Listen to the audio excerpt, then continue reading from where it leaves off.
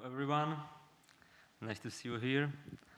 We prepared for you today presentation on topic good practices for testing web user interfaces, so I hope you will enjoy it.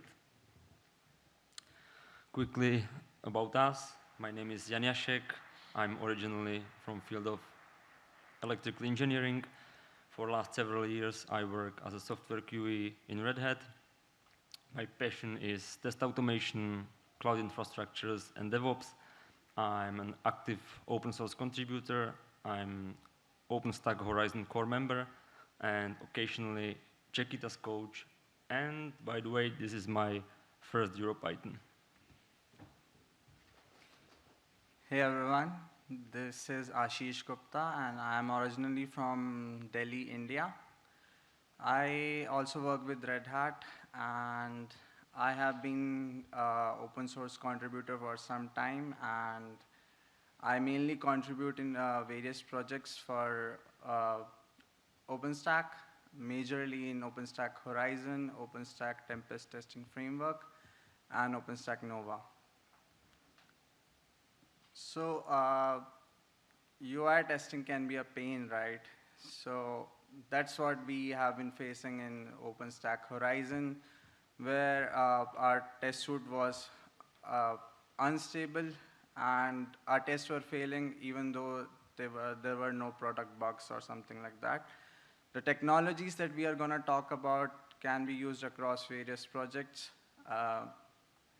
but mainly we are going to talk about Python, PyTest, Selenium, and Django.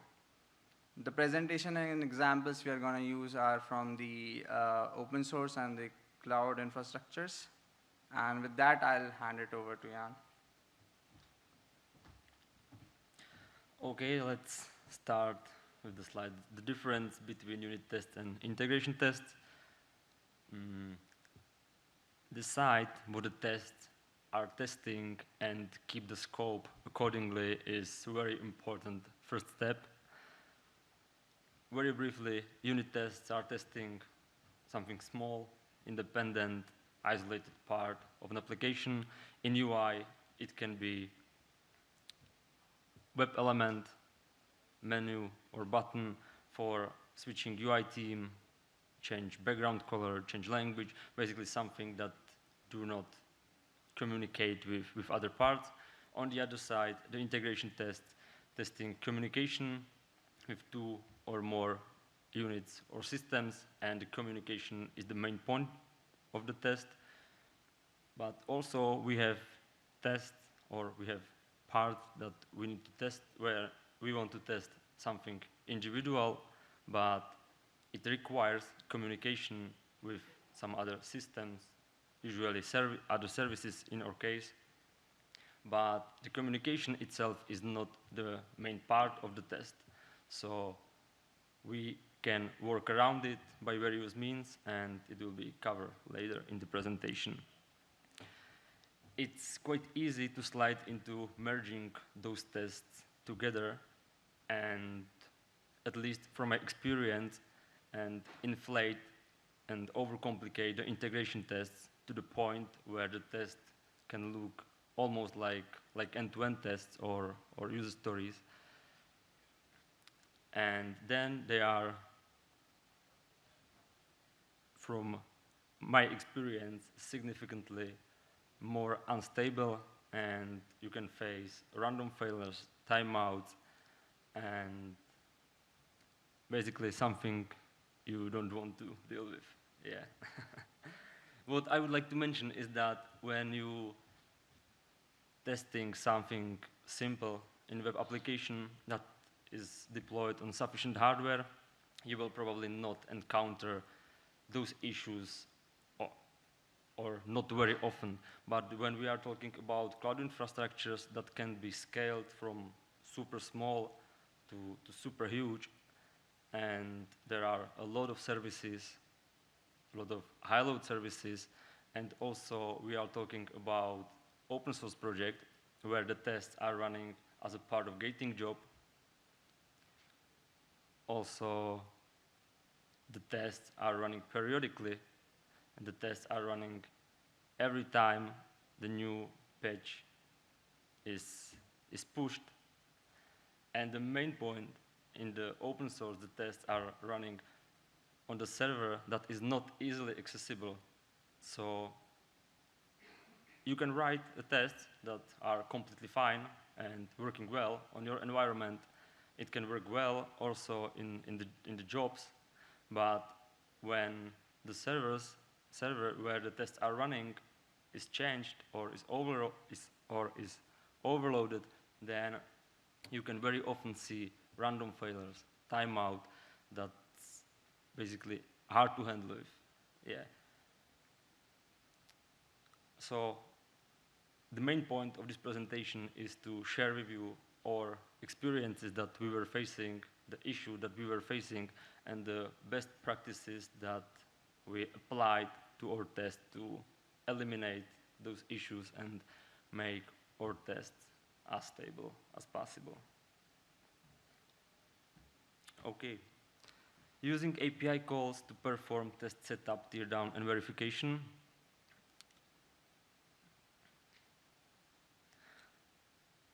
We are testing UI, and we want to create UI integration tests. So we should do the steps in UI to include to involve the entire stack. But also my recommendation is to do as few steps as possible in the UI, because we'll see. When you're testing something simple, UI integration test for create user, delete user, create blog post, delete blog post, then it's quite okay to do it completely in UI, for example, in our case using Selenium. But when we will talk about something significantly complicated, like virtual machine, in our case, in cloud infrastructures, then the complication is that for us, for create virtual machine in UI, we are required to have prepared some resources. The resources typically are image, flavor, volume, network, and a lot of others, depending on what you require from virtual machine.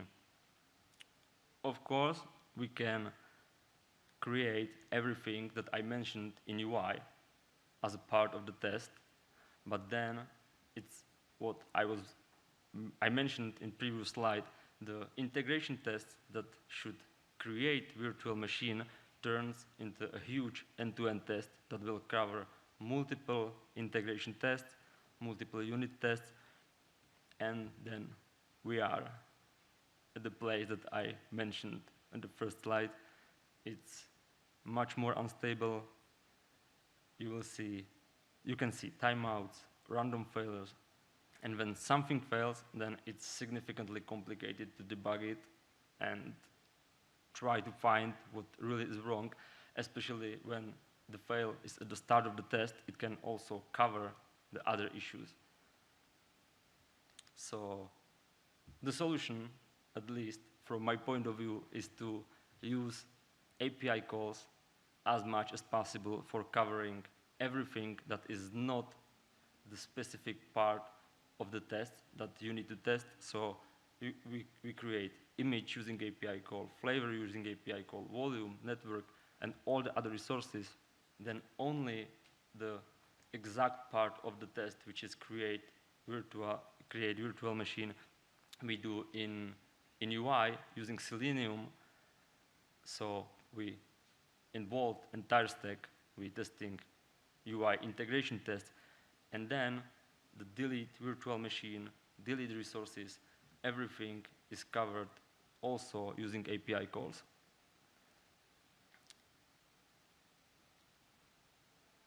So the conclusion is that we have basically integration tests that are, let's say, very good separated.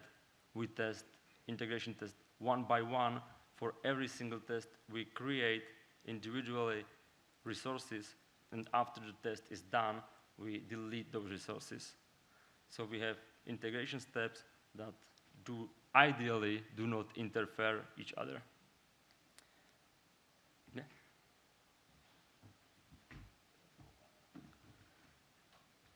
Okay, so now that we have covered the scenarios which can be covered under the integration test, there are certain scenarios which doesn't require integration test and can easily be covered under the unit test. And in that as well, we have certain scenarios which doesn't require us to, directly interact with the other services or rely on any API calls. So we are going to talk about them both. So the first part where we have scenarios like testing, changing of themes, changing of language on the dashboard, changing of colors. All these doesn't really require the actual product to be deployed and can easily be tested against a working UI. So this can be achieved in a form of offline testing. And in our scenario, since our product was Django based, we made of use of PyTest Django plugin. And we were making use of PyTest Django live server fixture that lets us test scenarios like changing languages, changing theme, changing colors on a working UI, but it doesn't require us to deploy the actual product, which saves us from unnecessary load on the underlying server, where our integration tests were also running. And now there are scenarios which does require some sort of API calls, but it doesn't really matter like what's going on in the backend. Scenarios like these can be like we are fetching some data from the backend and we are displaying a chart on the dashboard, or we are making use of such data further. So in that case, we can easily test those scenarios using another PyTest plugin, that is PyTest mock. So this is what we implemented in our testing suite. We mocked API calls with the data where we have to test scenarios like these, where we were testing whether a chart is being displayed properly, whether a Venn diagram is being displayed properly. So this really helped us, and this cut off our execution time of our test suite by a long time, and it made it more stable in general.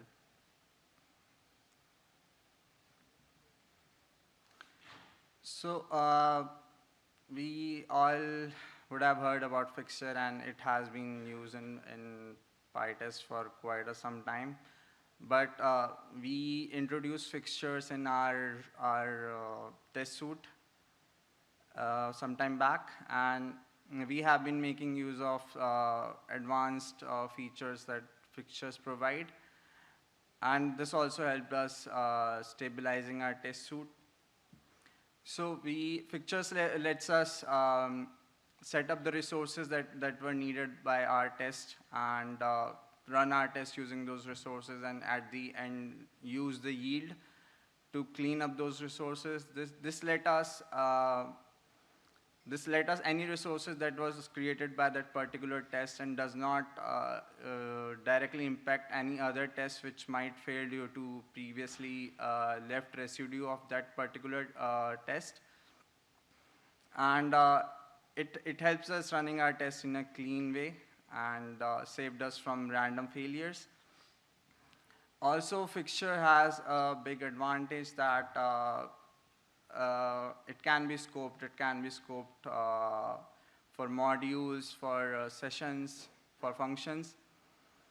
So we made use of this feature, and we kind of scoped our fixtures like login or creating Selenium WebDriver at the session level, which because of which it doesn't have to run again and again. We were just login once using using the scope functionality of the fixtures, and it lets us it lets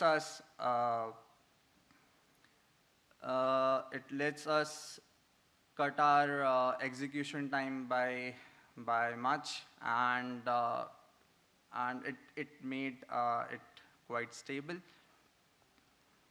And also, I would like to mention the fact that fixtures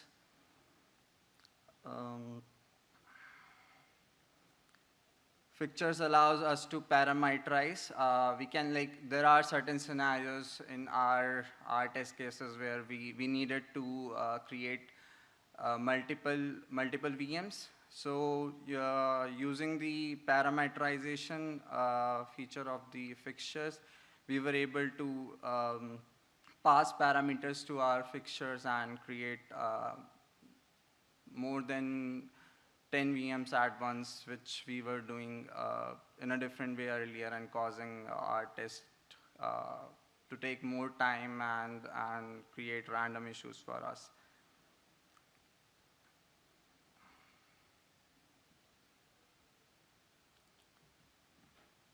So that's basically us from our side, and we are ready to take questions. Thank you.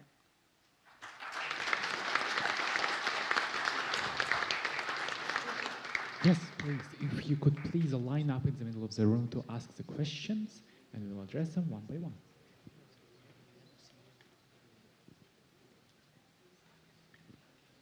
Oh, no questions, it looks like, and we had no online questions as well. However, I have one. What other libraries do you think would be good with this type of testing? No, not just PyTest, but something else as well.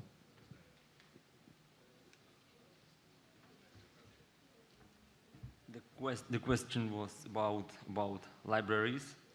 We are using, as the project that we are testing is mainly Django.